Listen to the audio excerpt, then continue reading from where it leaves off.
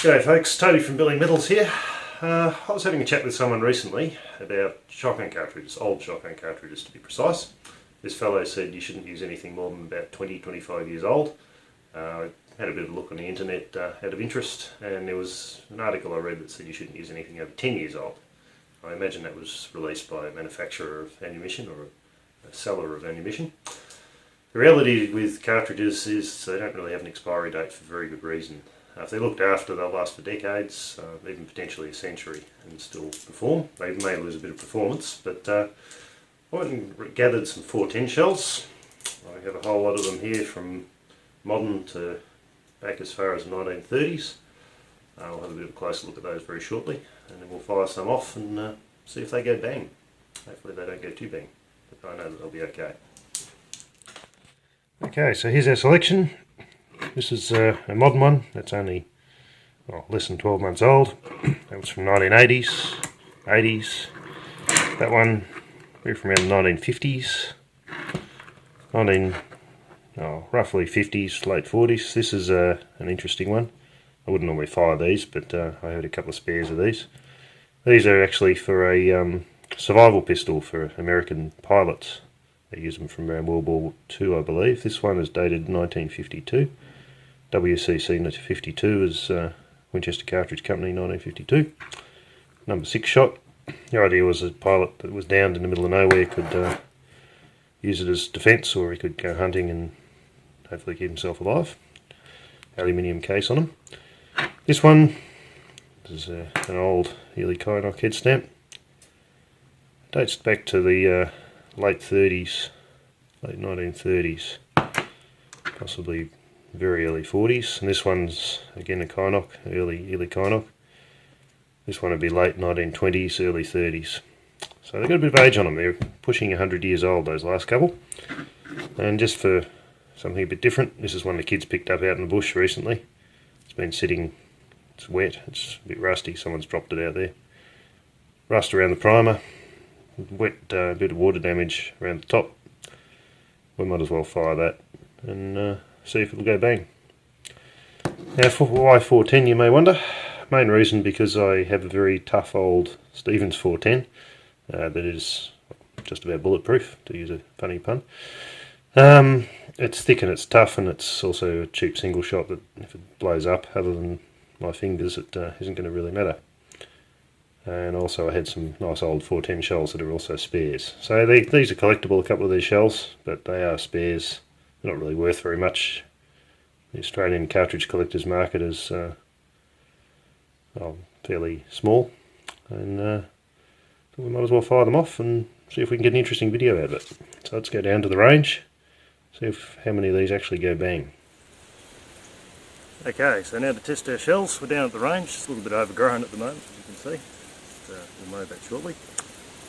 This is a little Stevens 410 I was talking about earlier. You can see it's a fairly meaty little shotgun, plenty of steel there, so it's not going to be too much of an issue blowing up, hopefully. Yeah, we'll burn off some ammo. These are the 3 more modern rounds. We'll fire them off at that can over there fairly rapidly because we know they're going to go bang, we know they'll work. Put on hearing protection and fire away.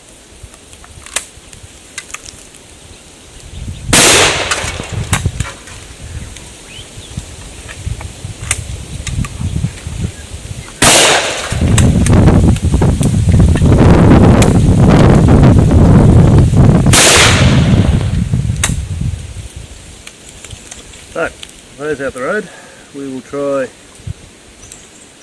a slightly older Remington clean bore there. Now, before I fire this, I'm not recommending you actually do fire very old ammo. Demonstration, fire some pretty old ones. So, be very careful. Use your own common sense before you burn up old ammo, and actually use good, safe modern guns. So if you blow yourself up, yeah, I didn't tell you to do it. Fire some older stuff here and see if it does go bang. Perfectly. A little bit tighter to open, but the case looks fine. Here's our little 2-inch yearly round.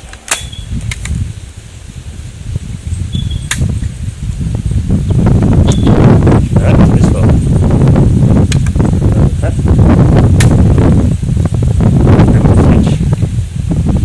Give that a few seconds and eject him. Should wait about 30 seconds or so, but yeah, who knows with this. You can go over there. So here is an even older yearly round. That went off perfectly.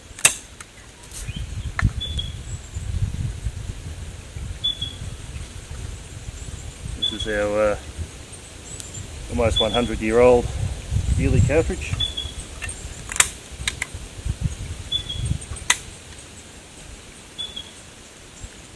Again, primers are usually the thing that goes on old ammo. It seems to be the main issue. Powder is generally quite good, primer's not so good. I'll give that one more tap. Is that a 30-second gap? And eject that. Okay, so this is our special use US Air Force 410 round, aluminium case, 1952.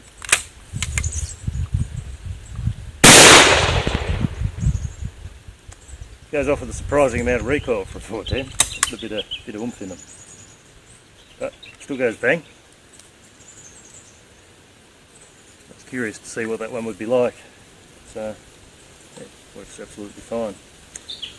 Now we'll do our bonus grotty, rusty and decomposed round here. I would strongly recommend you do not fire old water damaged ammunition. I wouldn't do it in a shotgun that wasn't as tough as this one. I wouldn't do it regularly even then. As you can see, primer's still fine. Case went off just like any newer round would. There you go. Most of them go bang, some of them the primers do not. Okay, so we've got our two shells that didn't go off. You can see both of them, they got a fair primer strike but just failed to fire. So I thought I'd cut these open and have a bit of a look inside. We obviously need to dispose of them anyhow. They're now no good as collector's pieces, and they're live ammunition, which is not really great stuff to have sitting around. So let's cut them open and see what's inside. See, this one interestingly is size 3 shot. Not quite sure why you'd load size 3 in a 2-inch shell with probably not much more than 9 grams or so of shot in there, but anyhow, that's what they did. So we'll cut one of these open, or cut both of them open. Have a look at what's on the inside. That's something I'd normally be doing with collectible cases, but here we go. So there's the shot. Small amount, should have put a container here, shouldn't I? Small amount of shot size 3. Couple of wads in there. There's your overshot wad, your undershot wad, made of greased felt, your over powder card, and then a bit of powder, smokeless powder of some sort, flake powder. Looks very dark and black, but powder smells okay. Make an awful mess on the workshop bench here, why not? You can see there's a bit of metal up in here. They had a metal lining on these cases, just around the powder. This one will be basically exactly the same. It's a nicely released shell. I'm assuming this is smokeless powder and not black powder. Shot size 5.